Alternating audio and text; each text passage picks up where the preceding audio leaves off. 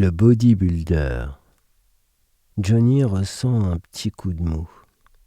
Ça ne va pas fort au travail. Il n'arrive pas à comprendre les informations que lui explique, le plus lentement possible, le responsable de l'informatique. Il regarde Tim dont le corps est déjà tourné vers la sortie. « Laisse ton ordinateur tourner. Je suis en train de faire une mise à jour. Pour l'instant, ne touche à rien. » Reboot le petit malin avant de faire un pas de danse et de crier « Bon sang, sur quelle planète je suis tombé ?» Après ça, il repart dans sa salle d'ordinateur où seules les machines sont gentilles avec lui. Elles le comprennent, elles au moins. Johnny se dit qu'il a sans doute mangé un truc qui n'est pas passé.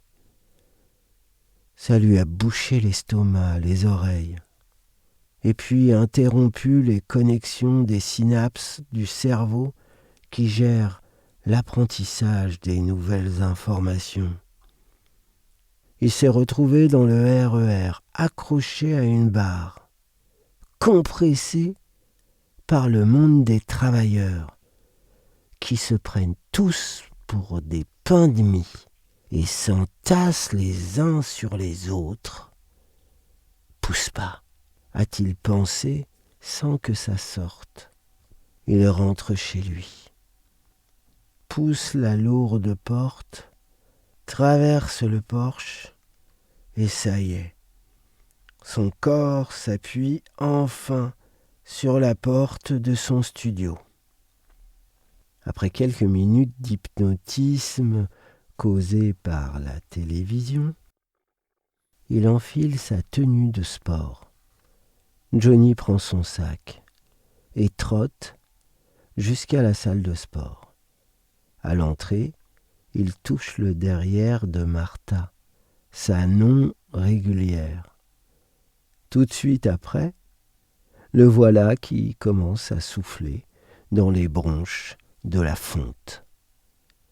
Après avoir levé 80 kilos, satisfait, il se contente de rentrer, en tiquant à l'idée du rendez-vous avec sa régulière Marion. Elle accepte qu'il reste à l'appart, qu'il se couche tôt. Elle a même décidé de prendre un taxi dans la nuit et de rentrer chez elle. « Je me sens pas bien depuis hier.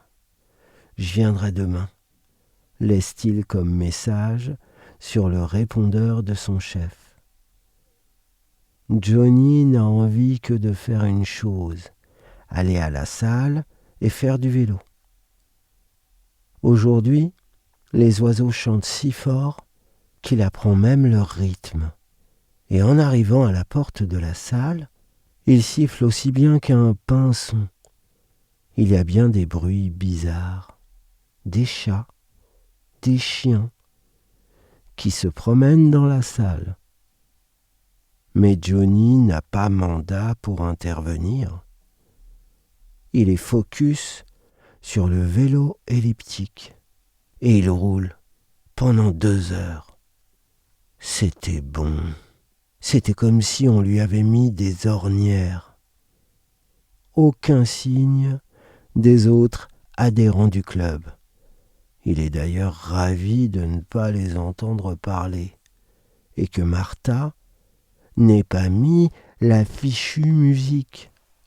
Tiens, un loup. Il n'avait jamais vu de cerf.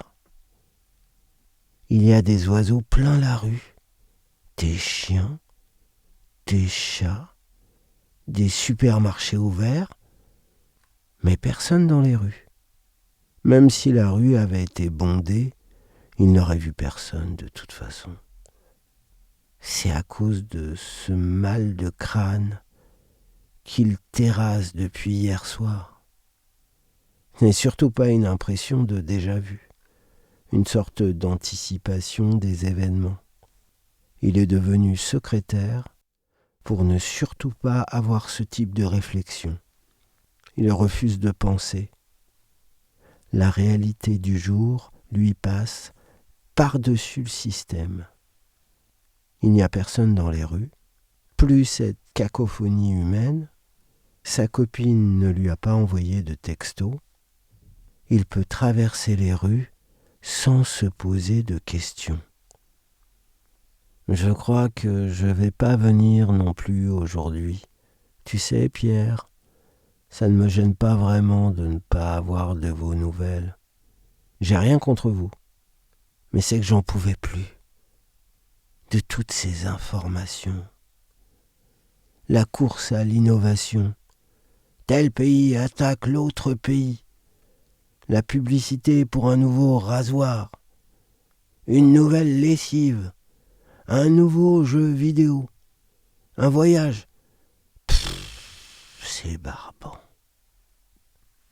Puis, il se tait. Il fait maintenant partie du règne animal. Celui-ci lui passe à travers les jambes, à côté, par-dessus, tout comme le feraient des animaux familiers. Il s'habitue à voir passer des éléphants, des girafes, des zèbres.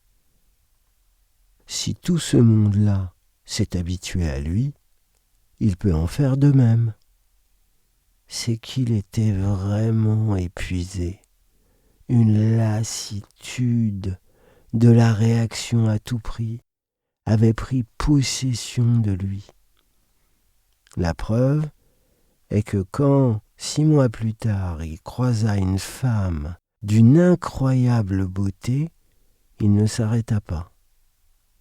Bien qu'étant le seul homme aux alentours, il était bien sûr d'une chose, il ne faudrait pas compter sur lui pour faire perdurer l'espèce. Il ne savait pas où tout le monde était passé, mais il n'avait pas la moindre intention d'en rechercher la cause. Tout pouvait s'arrêter là, ça lui était égal. Ouais. Le ciel était dégagé. Les animaux avaient pris toute la place. Les rues se gondolèrent. Les plantes grimpèrent, s'infiltrèrent dans les édifices. Quelques années plus tard, Tony ressemblait à une boule de poils. Il avait perdu l'usage de la parole. Il se confondait parfaitement avec le reste des animaux. Il se fondit dans la nature.